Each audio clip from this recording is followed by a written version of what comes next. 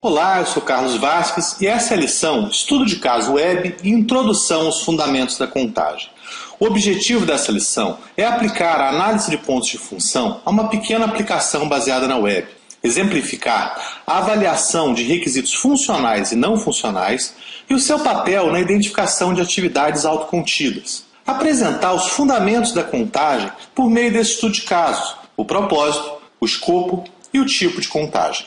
Para isso, eu queria pedir que abrisse o cartão de referência da FATO na página 5, onde pode consultar as tabelas de determinação da complexidade e da quantidade de pontos de função conforme o tipo e a complexidade. Se você ainda não tem esse cartão, você consegue baixar um arquivo em PDF simplificado na área de recursos desse curso. Nesse momento, não vamos entrar no mérito quanto a como se determina a complexidade das funções. Nós vamos estimar que todas as funções sejam de complexidade média. O catálogo de endereço apresenta os contatos do usuário. Escolhemos esse exemplo porque é bastante comum e podemos usar o senso comum como base para a avaliação dos requisitos nessa análise. O sistema apresenta a lista onde é apresentado ao usuário um conjunto de informações resumidas sobre os seus contatos. Apesar de resumida, essa é a informação necessária. O usuário quer simplesmente ligar para o Carlos Eduardo e essa lista fornece o telefone para o qual ele precisa ligar, ou então o endereço para onde ele precisa enviar um e-mail. Não interessa a ele mais detalhes e mais detalhes o atrapalharia. O sistema permite ao usuário informar alguns parâmetros que restringem a consulta. O usuário pode informar que só está interessado nos fornecedores. Pode informar o primeiro nome ou parte de um trecho desse nome e o sistema deve selecionar apenas aqueles contatos que atendem a essas condições. Existe uma entrada de dados no sistema. Apesar disso, não se caracteriza uma entrada externa.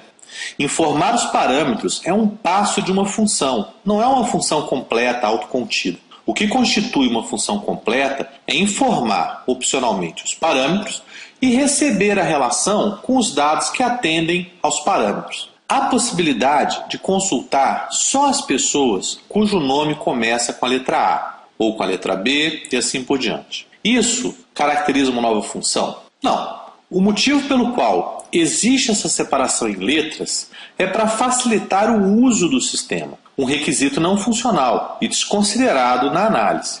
Com base nela, a primeira função que identificamos é listar contatos. A sua intenção é apresentar dados internos ao sistema para o usuário. Deve-se contar uma consulta ou uma saída externa.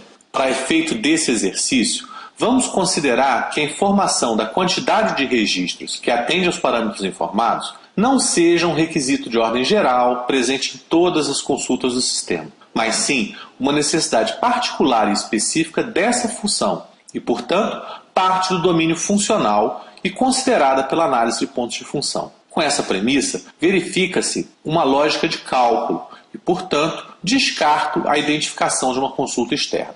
Ela deve ser identificada como uma saída externa e, em nossa estimativa, vai contribuir com 5 pontos de função. Os dados externados pelo sistema são mantidos em algum lugar e, portanto, há um requisito de armazenamento. Resta saber se é um arquivo lógico interno ou um arquivo de interface externa. Verificamos que há a possibilidade de incluir um novo contato, alterar ou excluir um contato existente. São dados mantidos pelo sistema e, portanto, um arquivo lógico interno que, em nossa estimativa, contribui com 10 pontos de função. Como eu comentei, eu posso incluir, eu posso excluir, eu posso alterar os dados do contato. Cada uma dessas tarefas, isoladamente, será contabilizada como uma função. Eu não conto manter contatos como uma função porque isso não é elementar. Incluir contato, por si só, é completo. Alterar um contato pode envolver a alteração de um contato que nunca foi incluído por essa função de inclusão. Ele pode ter sido incluído, por exemplo, numa conversão de dados, a mesma lógica se aplicando à exclusão. A orientação é que cada um desses processos, isoladamente, seja contabilizado como uma função. No caso, a principal intenção de todos eles é atualizar um arquivo lógico e entradas externas vão ser contabilizadas. Cada uma vai contribuir com 4 pontos de função na nossa estimativa. Ao clicar na lupa, uma consulta com os detalhes do contato é apresentada. Apesar de não estar presente nesse recorte, a mesma consulta de detalhes pode ser invocada a partir de outros pontos no sistema. e ela difere da lista que já foi contabilizada. Uma coisa que chama a atenção é que eu tenho uma aba para dados pessoais, uma aba para empresa, uma aba para dados particulares. Eu conto cada uma dessas abas como uma função ou conto o conjunto de todas elas como uma função. A análise exige uma decisão quanto a tratar-se de um requisito funcional ou um requisito não funcional. Fosse um requisito funcional, haveria diferentes atores em diferentes momentos, fazendo diferentes processos de negócio.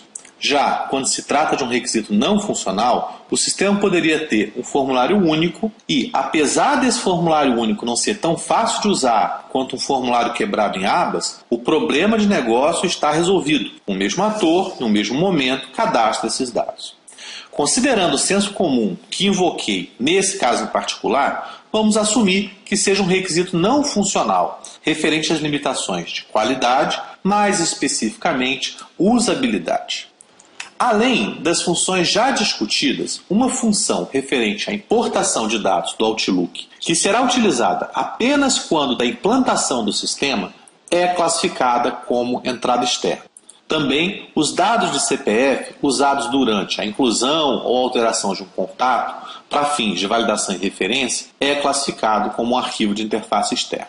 Se somarmos os pontos de função de cada uma das funções, chegamos a 42 pontos de função. Mas qual o significado disso? Chegar nesse número deve ser precedido, em termos de análise, de conhecer o propósito da contagem, saber qual a pergunta que a contagem deve responder. Dependendo desse propósito, 3 são os possíveis tipos de contagem. Basicamente, o tipo de contagem indica quais são as funções incluídas no escopo da contagem. Por exemplo, 42 pontos de função é a resposta para a qual o tamanho do projeto de desenvolvimento, onde todas as funções, mesmo aquelas descartadas ao final do projeto, devem ser incluídas. Já, se o propósito da contagem fosse medir uma aplicação, como por exemplo, para levantar o tamanho da base instalada de um aplicativo, não cabe a inclusão no escopo da conversão de dados a partir do Outlook, e o resultado da medição é 38 pontos de função. Por fim, se o propósito for, por exemplo, incluir um novo campo nos dados do contato, apenas as transações de inclusão, alteração e consulta de contatos e o arquivo que mantém os seus dados são incluídos no escopo, e o resultado da medição seria 22 pontos de função. Com isso, encerramos essa exposição e o próximo passo é concluir a lição com a realização de suas atividades. Lembre-se que no caso de qualquer dificuldade, nossa equipe de tutores está ao seu dispor para apoiá-lo. Muito obrigado.